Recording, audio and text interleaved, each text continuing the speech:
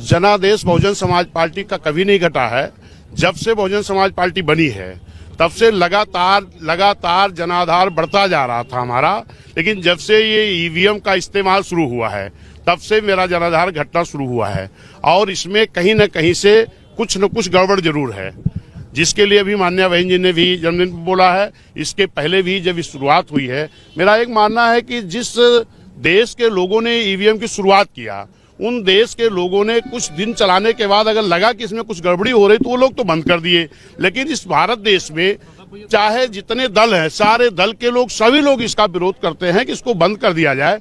जहां से ईवीएम पैदा हुई, अगर उस देश के लोगों ने बंद कर दिया तो इस देश में बंद करने में क्या दिक्कत आती है, ये मेरा समझ नहीं बात आती है।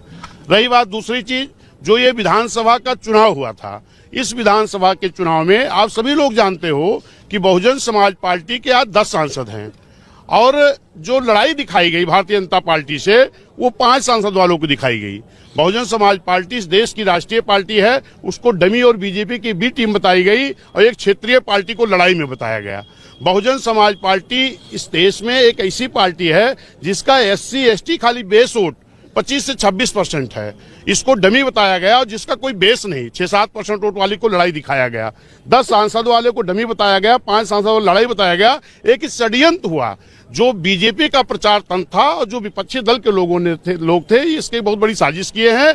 जबकि अगर आज बहुजन समाज पार्टी को सही लड़ाई में दिखाया गया होता तो बहुजन समाज पार्टी का जो आम जनमानस है इस देश का, चाहे वो किसान हो, नौजवान हो, गरीब हो, छात्र हो, बेरोजगार हो, छोटे व्यापारी हो, सब परेशान है बीजेपी सरकार से, इस प्रदेश से और इस देश से। और यहाँ तक एक मुस्लिम समाज है जिसको कुछ ज्यादा डराया गया और उसकी लड़ाई वहां दिखाई गई कि ताकि मुस्लिम समाज भाजपा को हराने के लिए जिसको लड़ाई दिखाएंगे वही वोट करेगा। लड़ाई समाजवादी को दिखाया गया जिसके पास कोई बेस नहीं था। और 20% वोट जब वहां गया तो 20% वोट माइनॉरिटी का और 8% वोट जो उनका था, कुल 28 हुआ है। और 2-3% माहौल का गया, 31% जा करके कुछ समाजवादी रुक गई।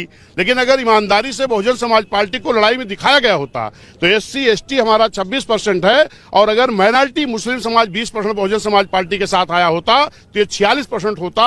और अब पिछड़ा वर्ग जो पूरे उत्तर प्रदेश का था, ये बहुजन समाज पार्टी के साथ पहले भी मजबूती से रहा है और इन्हीं के बल पर 2007 में बहुजन समाज पार्टी पूर्ण बहुमत की सरकार बना चुकी है। उस वक्त भी पूरा हमारा अल्पसंख्यक समाज, मुस्लिम समाज, पूरा OBC, अति पिछड़ा वर्ग, SC ST, न्याय पसंद, ब्राह्मण, क्षत्रिय, वैश्य समाज के लोग भी रहे हैं। उनके बल पर साथ में बहुजन समाज पार्टी गवर्नमेंट बना चुकी है और फिर उन्हीं के बल पर प्रधानमंत्री जी का एक बयान आया है